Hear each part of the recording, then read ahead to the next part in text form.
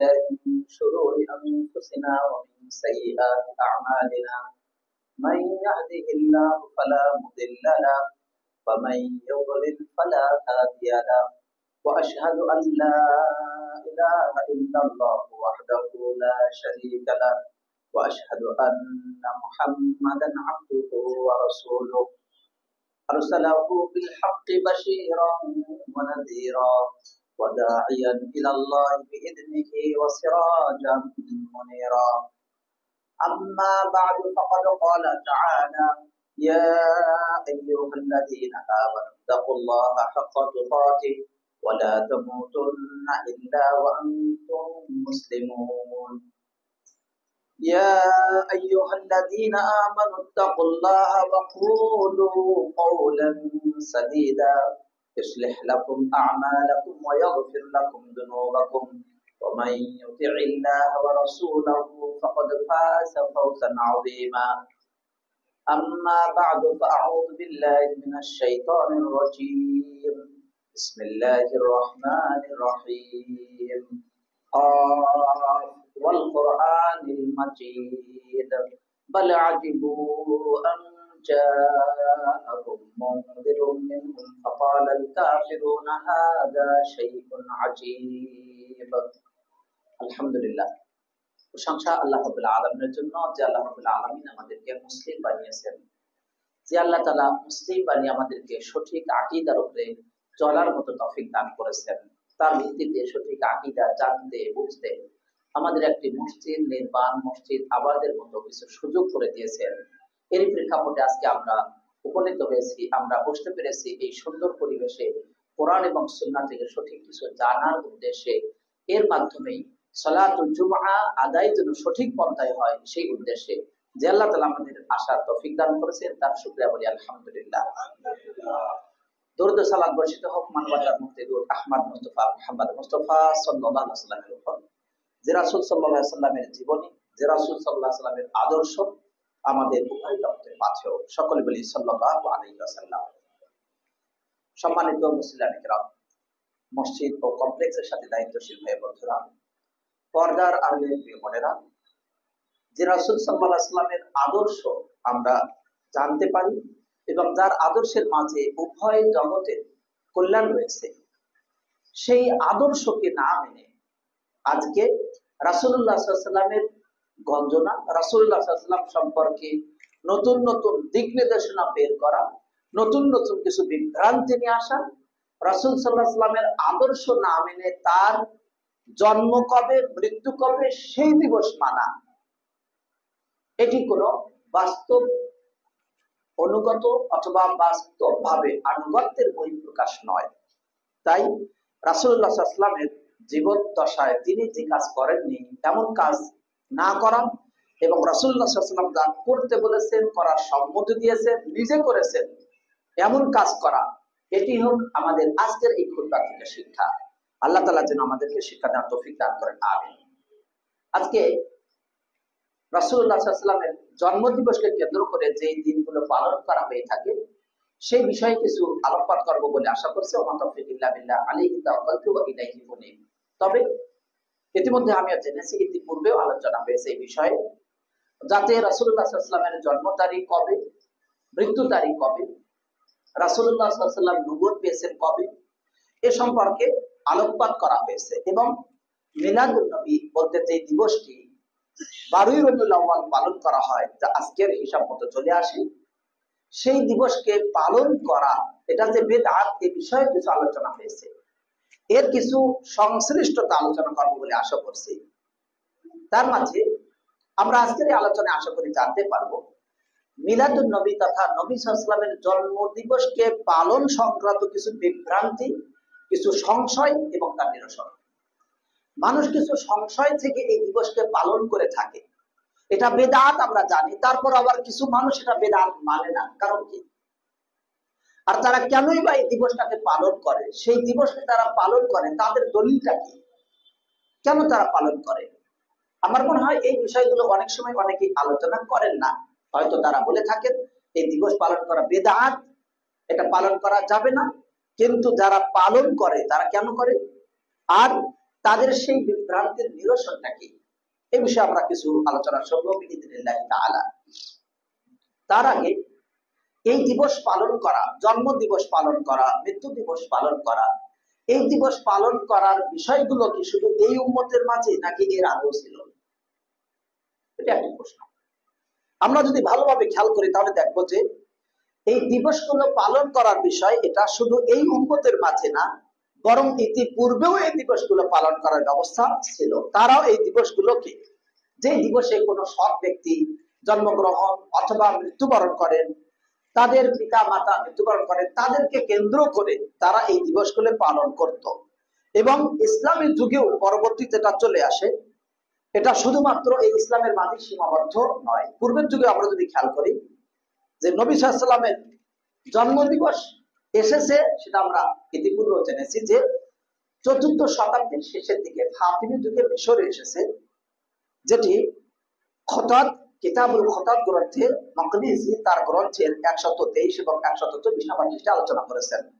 সর্বপ্রথম এটা আবিষ্কার করেছে কে, কোন ব্যক্তি? এই ব্যক্তি যদি খেয়াল করা যায় তাহলে বলা হয় তার ব্যাপারে ইরবিলের সাহেব মালিক মুজাফফর বাদশাহ আবু সাঈদ কাউকাবরি বা আকবরি, এই ব্যক্তি প্রথম এটাকে উদযাপন করে, যেটা যেই ব্যক্তির মৃত্যু ৫৪৯ সালের দিকে। তাছাড়া ইতিপূর্বে এই দিবসের মতো আরো অনেকগুলো দিবস পালন করা হতো। যেমন সেই সময় তারা প্রায় ২০টি দিবস পালন করত। তার মাঝে অন্যতম ৬টি জন্ম দিবস। যেমন এর মাঝে অন্যতম যে ৬টি দিবস পালন করত তারা, তার মাঝে হাসান রাদিয়াল্লাহু আনহু তার জন্ম দিবস, হুসাইন রাদিয়াল্লাহু আনহু জন্ম দিবস, অনুরূপ ভাবে তারা ফাতেমা রাদিয়াল্লাহু তাআলা আনহা তার জন্ম দিবস পালন করত। এবং এর মাঝে অন্যতম ছিল চলমান যে শাসক ছিল তার জন্ম দিবস পালন করা। এই সবগুলোই আমাদের মাঝেও বর্তমান রয়েছে বা বিদ্যমান রয়েছে। এই উম্মতের আগে আমরা যদি খেয়াল করি, ফেরাউনের যুগ থেকেও বা ফেরাউনের পরবর্তীতে সেই সময় এমনকি গ্রিক সভ্যতাতে সেখানেও এই দিবস পালন করা ছিল। তারা তাদের ইলাহ যাকে মান্য করত, যার তারা আনুগত্য করত এবং তার জন্ম দিবসকে তারা পালন করত যে এক একটি উৎসবের আমেজ নিয়ে। এমনি ভাবে অন্যান্য যে ধর্মগুলো ছিল তাদেরও এমন ছিল, এমনকি গ্রিক সভ্যতাতেও এমন ছিল। এরপর এটা পরিবর্তন হয়ে মাসিহ তথা মাসিহ ঈসা আলাইহিস সালামের দিকে আবার এসেছে, অর্থাৎ তার মৃত্যু হয়নি, ঈসা আলাইহিস সালাম তিনি উপরে উঠে নেওয়া হয়েছে। তাকে ঈসা আলাইহিস সালামের উপরে ওঠার পরে এরপর তার যারা অনুসারী তারা ঈসা আলাইহিস সালামের দিবসকে, জন্ম দিবসকে পালন করা শুরু করেছে। ফলে খ্রিস্টানরা তারা এটা পালন করা শুরু করলো। এই দিবসটা পালন করতো তারা কিভাবে? খ্রিস্টানরা পালন করত যে ওই দিনে তারা কাজ কর্মকে বন্ধ করে দিত, কাজ বন্ধ, ছুটি, এবং তারা এই দিবসটাকে আনন্দ উদযাপন করত, খুশি হতো।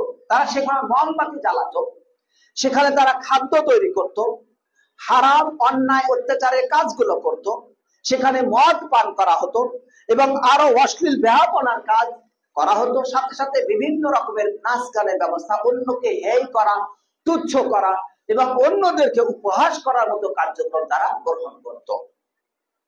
ইসলামের সর্বপ্রথম কে এটাকে আমদানি করেছে আমরা ইতিপূর্বে জানলাম, ফাতিমি যুগে। এবং ইসলামে প্রথম যে এসেছে এটা ৫ম শতাব্দী বা ৪র্থ শতাব্দীর শেষের দিকে। কিন্তু রাসূলুল্লাহ সাল্লাল্লাহু আলাইহি ওয়াসাল্লামের যুগে, সাহাবীর যুগে এটা পালন করা হতো না। না নবী সাল্লাল্লাহু আলাইহি ওয়াসাল্লাম নিজে পালন করেছেন, না সাহাবী পালন করেছেন, না তাবিঈন তারা পালন করেছেন, এমনকি ৩ শতাব্দীতে তারা কেউ পালন করেননি।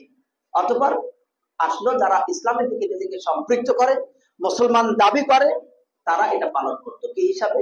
ওই যে খ্রিস্টানরা যেমন পালন করেছে তাদের অনুসরণের মতো করে পালন করলো। আজকের যুগে আমরা যদি খেয়াল করি, আজকেও তাদের মতোই এই দিবসটাকে পালন করা হয়। কিভাবে? রাষ্ট্রীয়ভাবে এই দিবসকে ছুটি দেওয়া হয়, রাষ্ট্রীয়ভাবে দিবস ছুটি থাকে, তার মানে কাজ বন্ধ, কাজকর্ম বন্ধ হয়ে দিন, সরকারি যাবতীয় কাজ বন্ধ করে দেওয়া হচ্ছে। ঠিক তাদের মতো অনুরূপ ভাবে এই দিবসটাতে খাদ্য তৈরি করা হচ্ছে, পানীয় তৈরি করা হচ্ছে এবং এই দিবসটাতে বিভিন্ন মিডিয়াতে রাসূলুল্লাহ সাল্লাল্লাহু আলাইহি ওয়াসাল্লামের শানে বিভিন্ন কথাবার্তা ইত্যাদি বলা হচ্ছে, রাসূলুল্লাহ সাল্লাল্লাহু আলাইহি ওয়াসাল্লামের শানে বিভিন্ন কথা আলোকপাত করা হচ্ছে, টেলিভিশনে আলোকপাত করা হচ্ছে। কি জন্য? ওই দিবসটাকে পালন করার জন্য।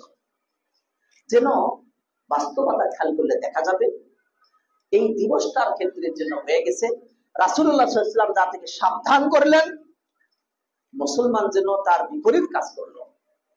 কারণ রাসূলুল্লাহ সাল্লাল্লাহু আলাইহি ওয়াসাল্লাম বললেন, লা তাত্তাবিউনা সুনানা মান কানা ক্বাবলাকুম, তোমরা অবশ্যই তোমাদের পূর্ববর্তীদের রীতি নীতিকে অনুসরণ করবে, এমন ভাবে একেবারেই তোমরা যেন তাদের অনুসরণ করবে, সে কোরআন বিশুদ্ধ একেবারেই অঙ্কে অঙ্কে, পায়ে পা মিলিয়ে, হাতে হাত মিলিয়ে, তোমরা যেন বিঘত পরিমাণ ফাঁকা রেখে নয়, হাতের সাথে হাত মিলিয়ে অনুসরণ করবে, পায়ের সাথে পা মিলিয়ে তোমাদের পূর্ববর্তীদের জন্য তোমরা ভবিষ্যতে অনুসরণ করবে। সাহাবায়ে কেরাম বললেন, ইয়া রাসূলুল্লাহ, আমরা কাদের অনুসরণ করব? তারা কি ইহুদি বা খ্রিস্টান? রাসূলুল্লাহ সাল্লাল্লাহু আলাইহি ওয়াসাল্লাম বললেন, আমার তারা ছাড়া আর কারা?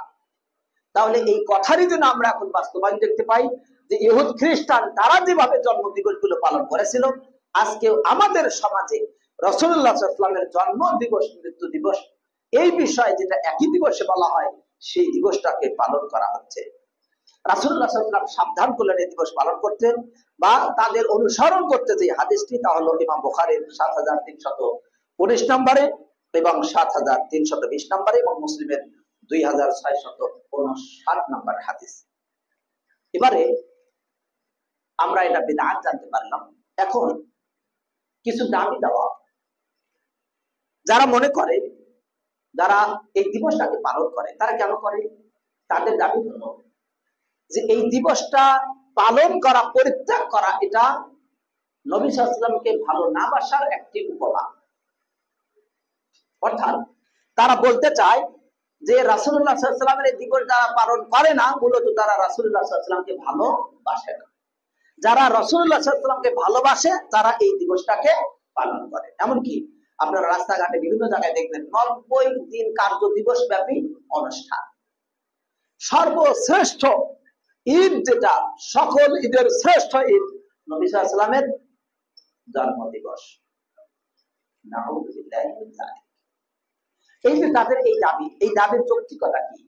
কেন তারা এই দাবি করে? এবং তারা দাবি করে যারা এটা পালন করে না, তারা আসলে নবী সাল্লাল্লাহু আলাইহি ওয়াসাল্লামকে ভালোবাসে না। এবারে আমরা খেয়াল করব, আসলে তার দিবসটা পালন করা কি নবী সাল্লাল্লাহু আলাইহি ওয়াসাল্লামকে ভালোবাসার কোনো বিষয় নাকি নয়? নবী সাল্লাল্লাহু আলাইহি ওয়াসাল্লামকে ভালোবাসা কোনো গান গাওয়া নয়। রাসূলুল্লাহ সাল্লাল্লাহু আলাইহি ওয়াসাল্লামকে ভালোবাসা, এমনকি আল্লাহ তাআলাকে ভালোবাসা এটি, এবং নবী সাল্লাল্লাহু আলাইহি ওয়াসাল্লামকে ভালোবাসা, তার নামে গান গাওয়া, ও মদিনা, মদিনায় যেতে পারি, সবুজ গম্বুজের টানে, আরো ইত্যাদি ইত্যাদি। আপনি মদিনার নামে গান গাইবেন, কিন্তু মদিনার থেকে যে আদর্শ এসেছে তা আপনি অনুসরণ করবেন না, তা হয় না। এটা কোনো মুসলমানের কাজ না। সুতরাং নবী সাল্লাল্লাহু আলাইহি ওয়াসাল্লামকে ভালোবাসার অর্থ এই নয় যে তার নামে গান গাওয়া, ও মদিনার বুলবুলি ইত্যাদি ইত্যাদি, অথবা তার নামে তার কাছে যাওয়ার অভিপ্রায় ব্যক্ত করা, এই পর্যন্তই সমাপ্ত। এর নাম ভালোবাসা নয়। ভালোবাসার আসল অর্থ হলো, প্রকৃত ভালোবাসা হলো যে তার আদেশকে পালন করা, তিনি যা নির্দেশ দিয়েছেন সেটাকে মান্য করা, এবং তার আদর্শের উপরে চলা, এবং তিনি যেভাবে শরীয়ত বলে দিয়েছেন সেই শরীয়তের মাধ্যমে আল্লাহ তাআলার ইবাদত করা, এর নাম ভালোবাসা। অতএব এইভাবে ভালো না বাসলে ওই ব্যক্তির জন্য লা ইলাহা ইল্লাল্লাহ বলার সঙ্গে সঙ্গে মুহাম্মাদুর রাসূলুল্লাহ আমরা যেটা বলে সাক্ষ্য দেই, এই সাক্ষ্যের পূর্ণতা হবে না। কারণ আমরা সাক্ষ্য দেই, আমি সাক্ষ্য দিচ্ছি যে লা ইলাহা ইল্লাল্লাহ, আল্লাহ ছাড়া সত্য কোনো ইলাহ নেই, এবং আরো সাক্ষ্য দিচ্ছি যে মুহাম্মদ সাল্লাল্লাহু আলাইহি সাল্লাম আল্লাহ তাআলার রাসূল। এই সাক্ষ্য ততক্ষণ পর্যন্ত পূর্ণ হবে না যতক্ষণ পর্যন্ত চারটি বিষয় সে কাজ না করবে। এক, রাসূলুল্লাহ সাল্লাল্লাহু আলাইহি ওয়াসাল্লাম যা কিছু বলবেন, সেটা গায়েবের হোক প্রকাশ্যে হোক, যে সংবাদ দিবেন সেই সংবাদকে বিশ্বাস করতে হবে। রাসূলুল্লাহ সাল্লাল্লাহু আলাইহি ওয়াসাল্লাম বললেন যে আমি রাত্রিতে ৭ আসমানের উপরে গেলাম, অল্প সময়ের মাঝে বাইতুল মাকদাস গেলাম, ঊর্ধ্ব জগতে গমন করলাম, ফিরে আসলাম। আপনি ভাবলেন কিভাবে সম্ভব? হতে পারে না, এটা কঠিন। এক রাতে কত দূর যাবে? হেঁটে যদি যায় ২০ কিলো যাব, বাসে যদি যায় না হয় ৫০ কিলো, বিমানে গেলে আর কত কিলো হবে? তো ৭ আসমানের উপরে কিভাবে গেলেন? এটা হতে পারে না, আপনি বিশ্বাস করলেন না। আপনার ঈমান থাকবে না। তাহলে নবী সাল্লাল্লাহু আলাইহি সাল্লামকে মান্য করা হলো না। নবী সাল্লাল্লাহু আলাইহি সাল্লাম বললেন যে যদি পানির ভিতরে মাছি পড়ে তাহলে মাছিটাকে ডুবিয়ে দিয়ে মাছি ফেলে দিয়ে পানি পান করতে পারো, কোনো সমস্যা নেই। কারণ তার এক জায়গায় রোগ থাকে কিন্তু আরেকটি ডানাতে শেফা আছে, ডুবে দিলে বাস আমাদের বীজগণিতের সূত্রে বাস মিলে গেল। এইটা নবী সাল্লাল্লাহু আলাইহি সাল্লাম বলেছেন যে ডুবিয়ে দিয়ে ফেলে দিয়ে পানি পান করতে পারবে। আপনি ভাবলেন এটা তো গায়ের মাকুল, এটা বোধগম্য না, এই হাদিস মানা যাবে না, কারণ তার মাঝে জীবাণু রয়েছে, এটা তো জীবাণু থাকলে কিভাবে পান করবে।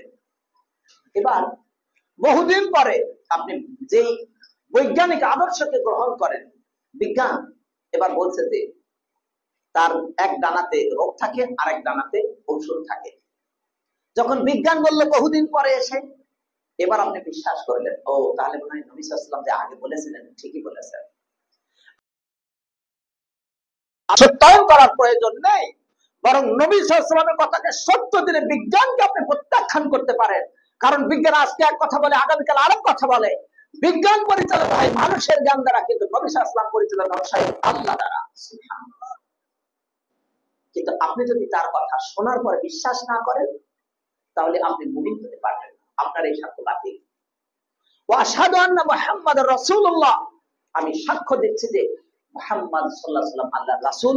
এই কথা আপনার কাজের দ্বারা মিথ্যা বলে প্রমাণিত হবে যদি আপনি তার কথা বিশ্বাস না করেন। দ্বিতীয় নাম্বার, তিনি যা আদেশ করবেন তা মান্য করা এবং তিনি যা থেকে নিষেধ করবেন তা থেকে বিরত থাকা। রাসূলুল্লাহ সাল্লাল্লাহু আলাইহি ওয়াসাল্লাম বললেন, দেবর এবং বড় ভাইয়ের স্ত্রী, দেবর বড় ভাইয়ের স্ত্রীর কাছে মৃত্যু সমতুল্য।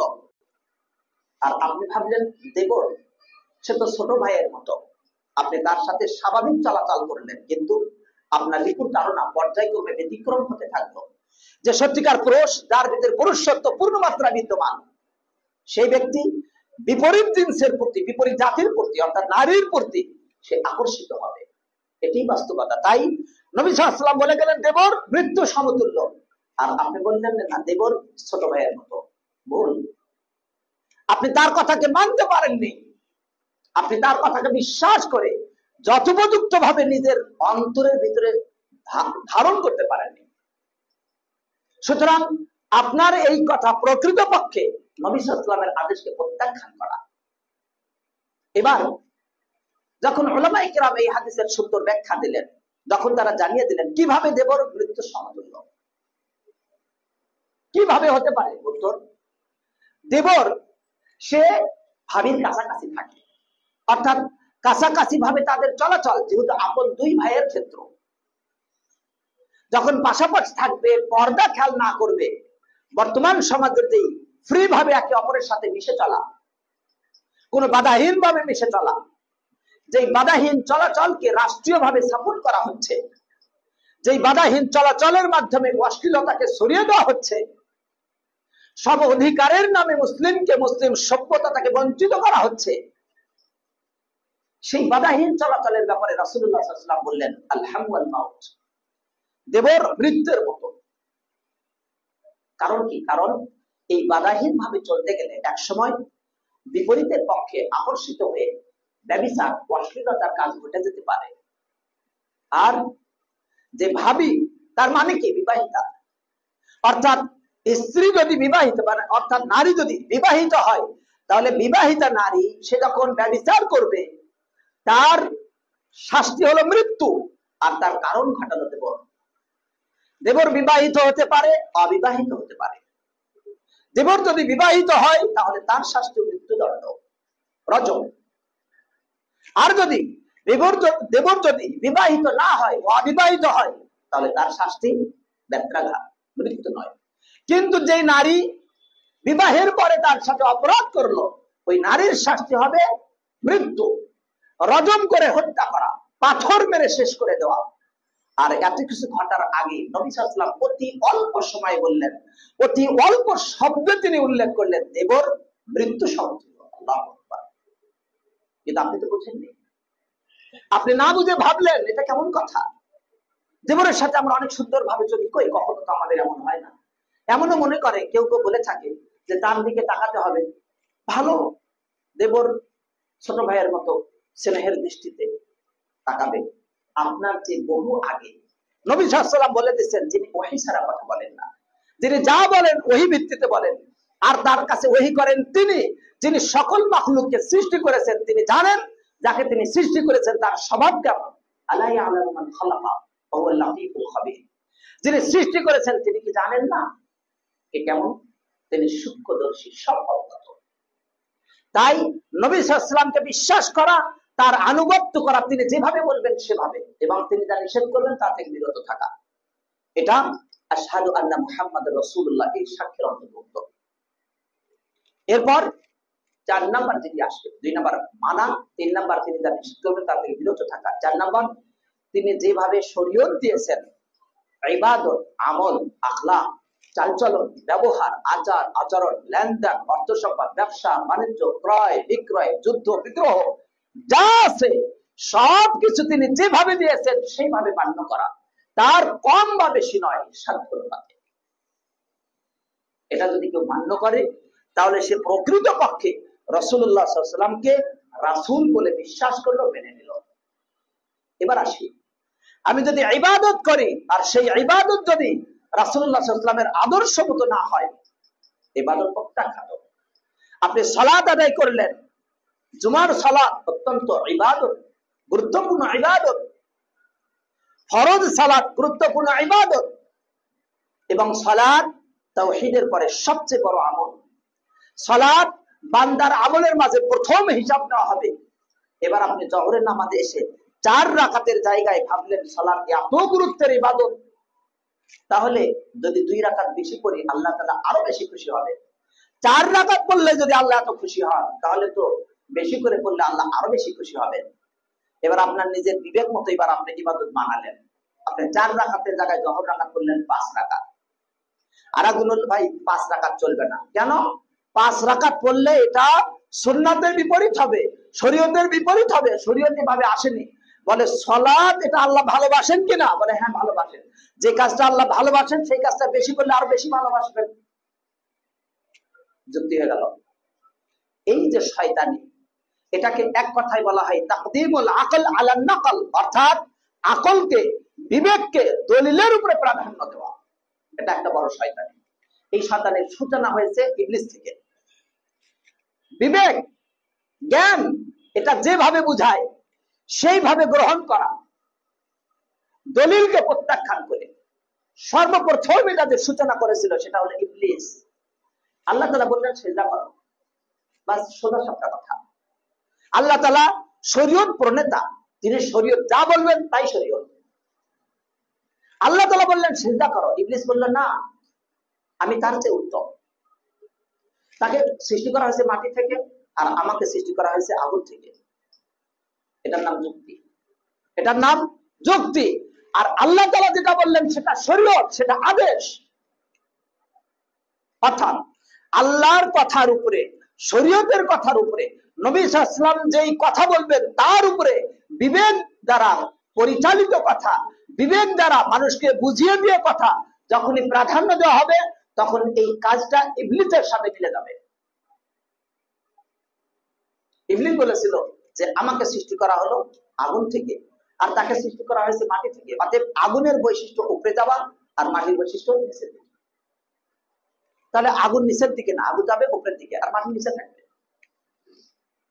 আপনারা শুনে মনে করছেন যুক্তিটা তো খারাপ না, ভালোই তো যুক্তি দিচ্ছে। ইবলিসের যুক্তি তো শক্ত যুক্তি। ইবলিস যখন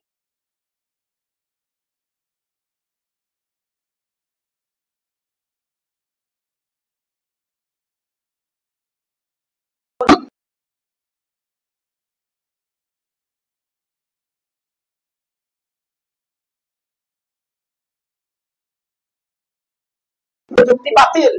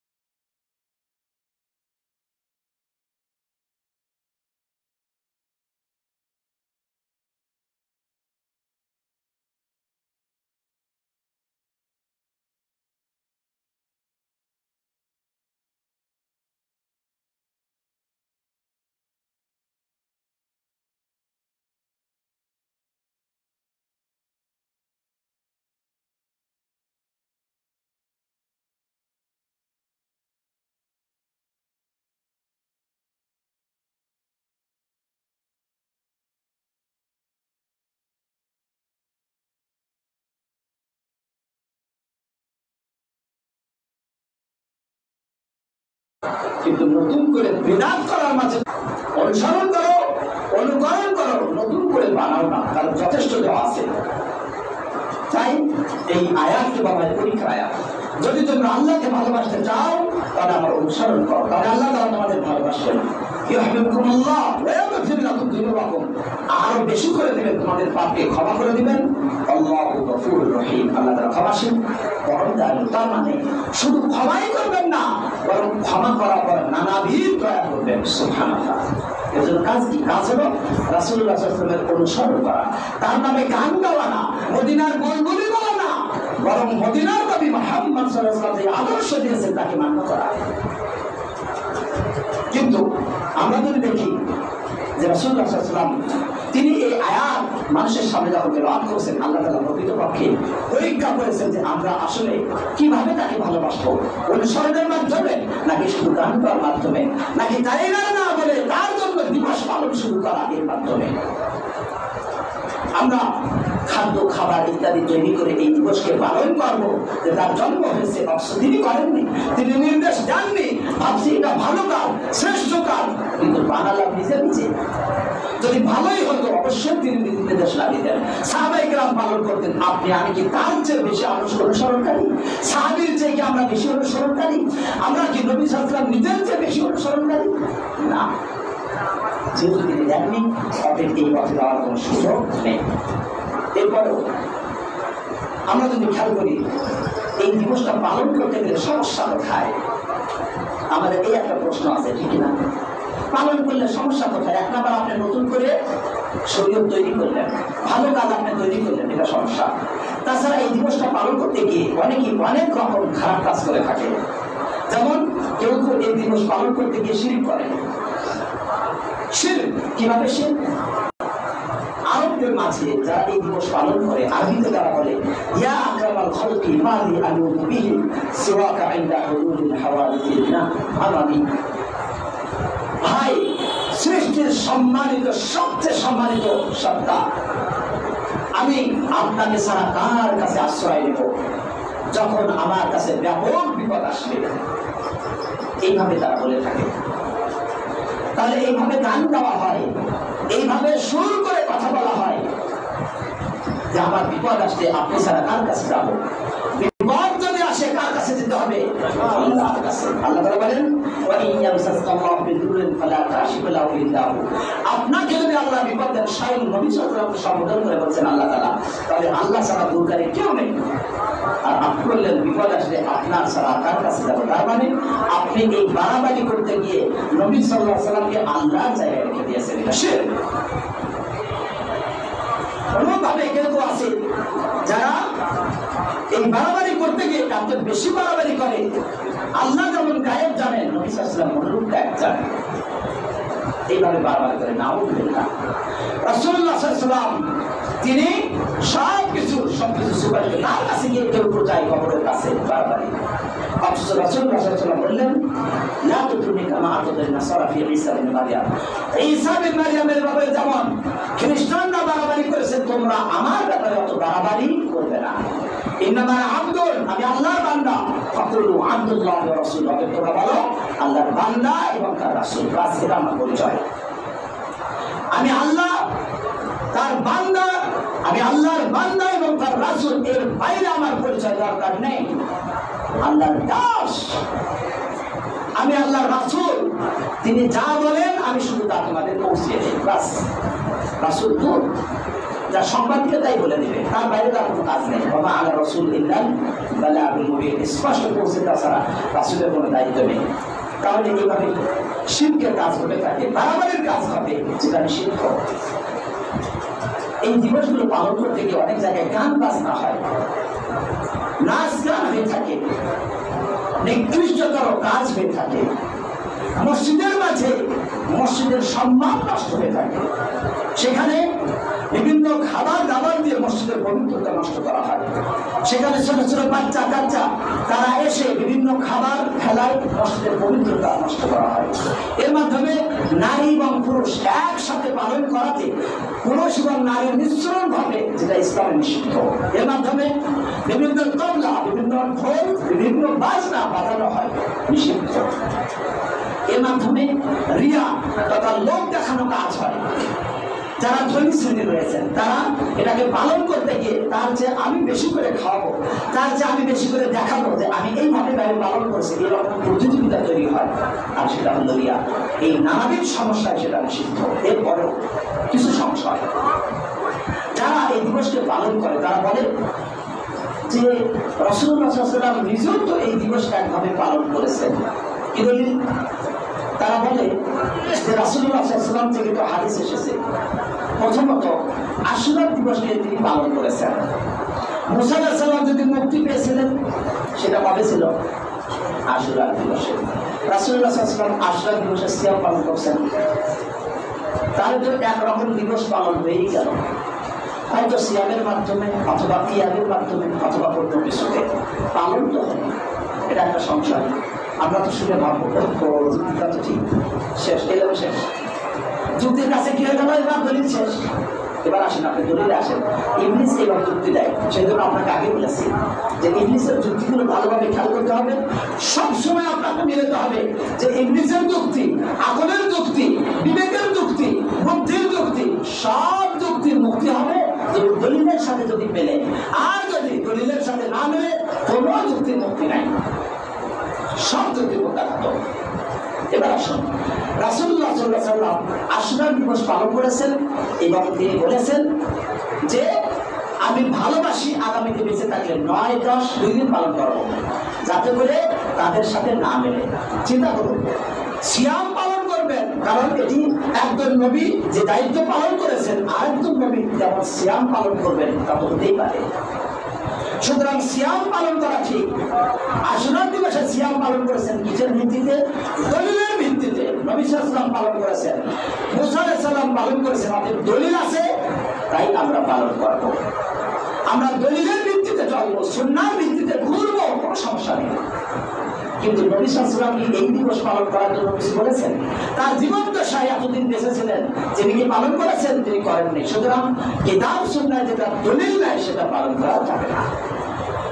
নবী সাল্লাল্লাহু আলাইহি ওয়াসাল্লাম যেটা পালন করেছেন সেটা পালন করবো দলিলের ভিত্তিতে, যুক্তির ভিত্তিতে নয়।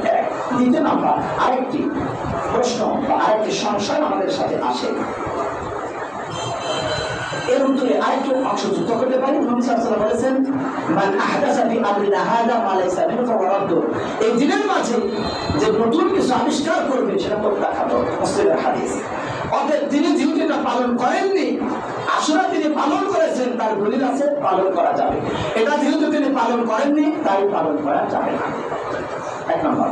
এরপর আরেকটা দলিল, এর যে আরেকটু শক্ত দলিল, আরেকটু বড় যুক্তি, শব্দ ইংলিশ থেকে আমদানি, প্রথমে ওখানে, পরবর্তীতে আস্তে আস্তে মানুষের মাথা থেকে। দ্বিতীয় নম্বর যুক্তি, রাসূলুল্লাহ সাল্লাল্লাহু আলাইহি ওয়াসাল্লাম সোমবারের দিন রোজা রেখেছেন, বৃহস্পতিবারে রোজা রেখেছেন। বুঝলেন, অনেকের বসতে কষ্ট হচ্ছে, সামনে জায়গা থাকলে একটু দূরে আগে আসবেন। রাসূলুল্লাহ সাল্লাল্লাহু আলাইহি ওয়াসাল্লাম সোমবারের দিন রোজা রেখেছেন, বৃহস্পতিবারে রোজা রেখেছেন। তাকে জিজ্ঞাসা করা হলো কেন রোজা রাখেন?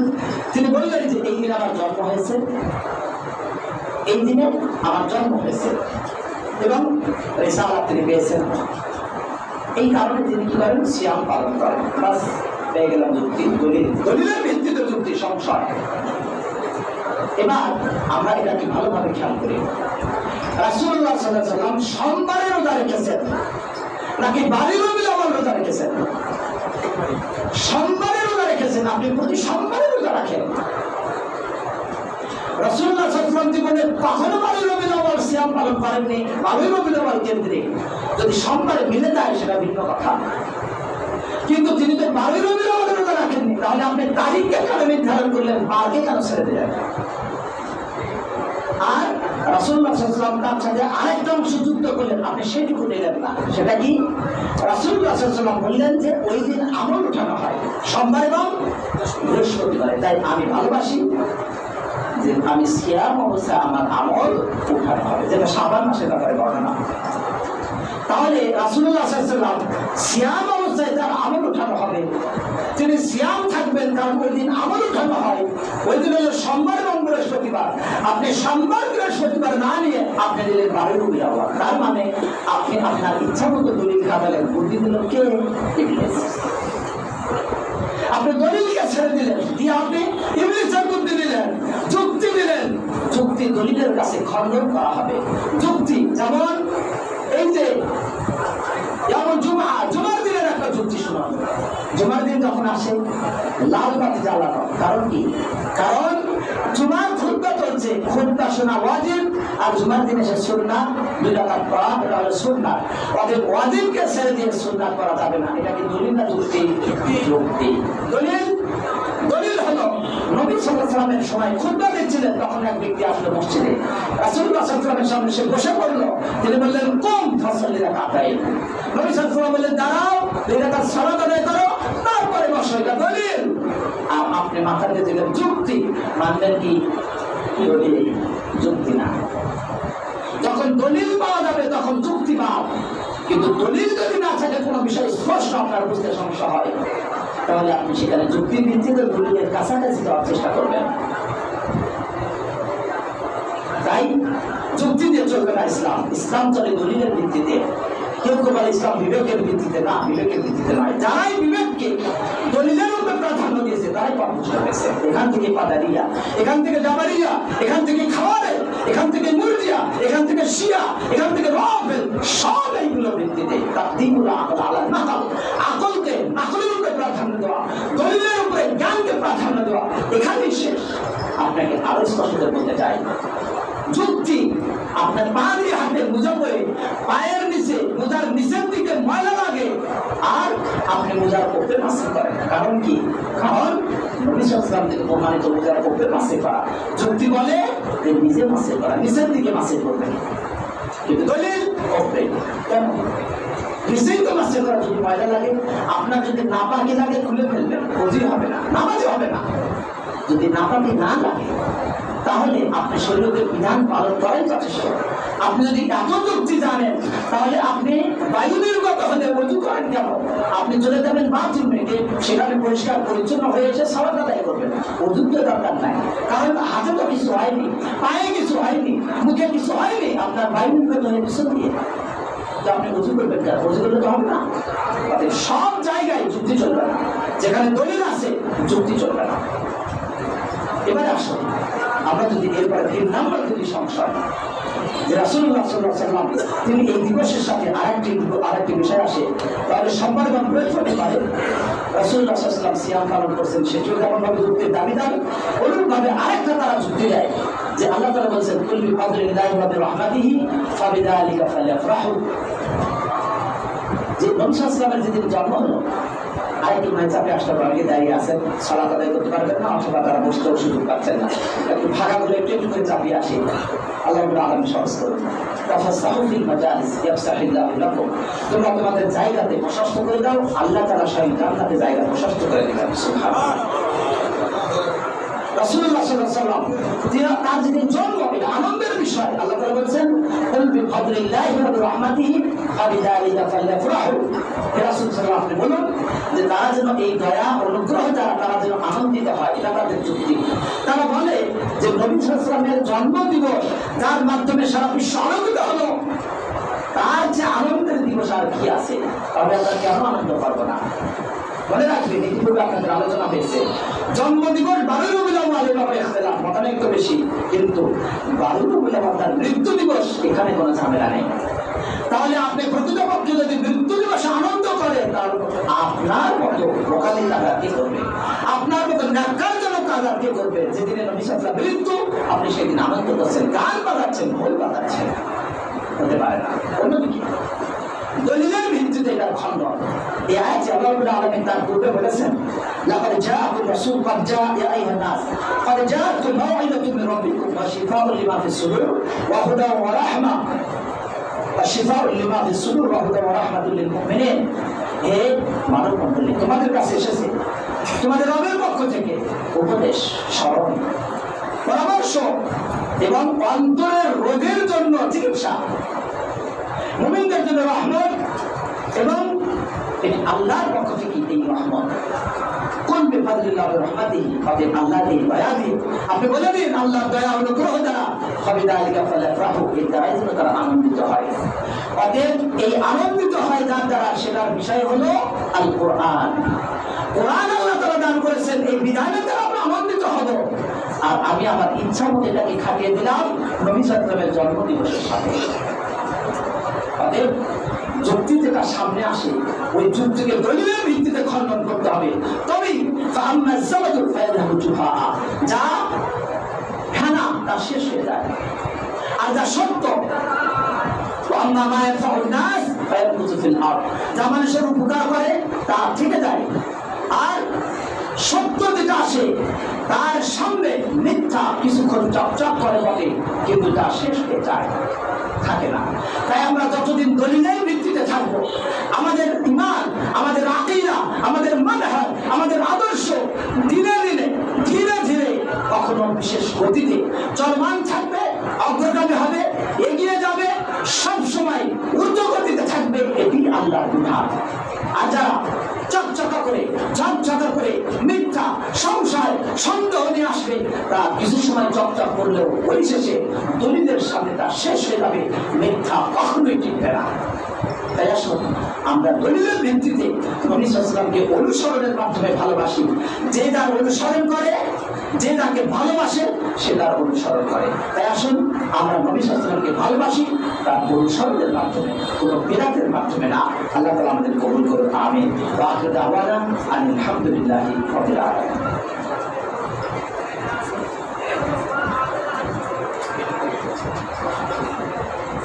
আলহামদুলিল্লাহ ওয়া সালামুন আলা ইবাদিহিল্লাযিনা ইসতাফা।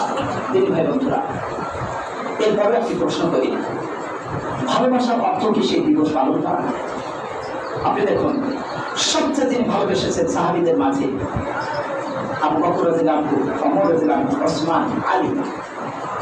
আবু বকর রাদিয়াল্লাহু আনহু ঘর বাড়ি সন্তান সন্ততি সব ত্যাগ করে নবী সাল্লাল্লাহু আলাইহি ওয়াসাল্লামের জন্য একেবারে গাড়ে ছাউলের ভিতরে থাকলেন দিনের পর দিন।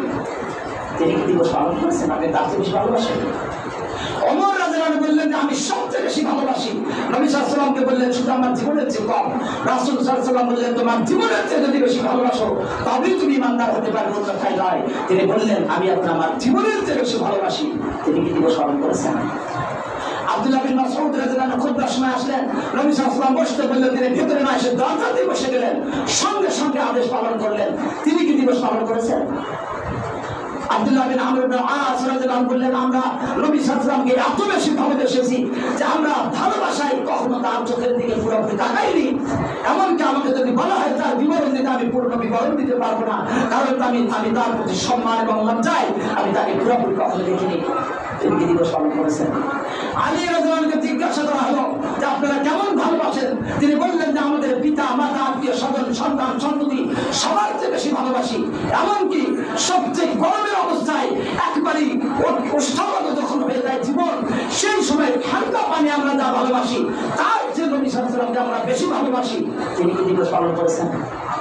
আব্দুল্লাহ একজন নারী, ইমরা মাখজুমিয়া, মাখজুমি গোত্রের একজন নারী, তার সন্তান মারা গেছে উহুদ যুদ্ধের দিনে। তিনি নবী সাল্লাল্লাহু আলাইহি ওয়াসাল্লামের কাছে গেলেন, যেতে যাওয়ার সময় সাহাবা বললেন আপনার সন্তান মারা গেছে। তিনি বললেন যে আমি তার খবর নেই, আমি চাই নবী সাল্লাল্লাহু আলাইহি ওয়াসাল্লামকে দেখতে। আবার গেলেন, বললেন আপনার স্বামী মারা গেছে, আপনার পিতা মারা গেছে, আপনার যারা কর্মক্ষম মারা গেছে। তিনি বললেন আমি দেখতে চাই স্বয়ং নবী সাল্লাল্লাহু আলাইহি ওয়াসাল্লাম কি অবস্থা। এত ভালোবাসা নিয়ে যে নারীদের ক্ষেত্রে বিশেষভাবে বলবো আপনি তাদের মতো ভালোবাসুন। তিনি কি নবী সাল্লাল্লাহু আলাইহি ওয়াসাল্লামের দিবস পালন করেছেন? জন্ম দিবস, মৃত্যু দিবস পালন করেছেন? আপনি তাদের চেয়ে বেশি ভালোবাসেন? মনে রাখবেন আপনি তাদের ছেড়ে এগিয়ে যেতে পারবেন না। সকল জাতি যদি একটি স্বর্ণের পাহাড় সমপরিমাণ দান করে তবুও সাহাবীদের এক মুষ্টির মতো দানের সমান সওয়াব তারা পাবে না, এত দূর পর্যন্ত তারা পৌঁছে যেতে পারবে না। আর তাদের মতো ভালোবাসা কোথায় থেকে হবে? তারা এই দিবস পালন করবে। আপনার ঈমানকে মজবুত করুন, ভালোবাসা বাস্তবায়ন করুন আনুগত্যের মাধ্যমে, ভালোবাসা বাস্তবায়ন করুন তার শিক্ষার মাধ্যমে। তার জীবন আপনি আলোচনা করবেন, তার জীবন সম্পর্কে জানবেন, মানার জন্য, দিবস পালন করার জন্য নয়। তিনি আমরা সকলে ঈমান নবায়ন করি, ঈমানের উপর অটল থাকে। আল্লাহ তাআলা তৌফিক দান করুন, আমিন। আমাদের মাঝে যারা অসুস্থ তাদেরকে আল্লাহ শিফায়ে কামিল আজিলা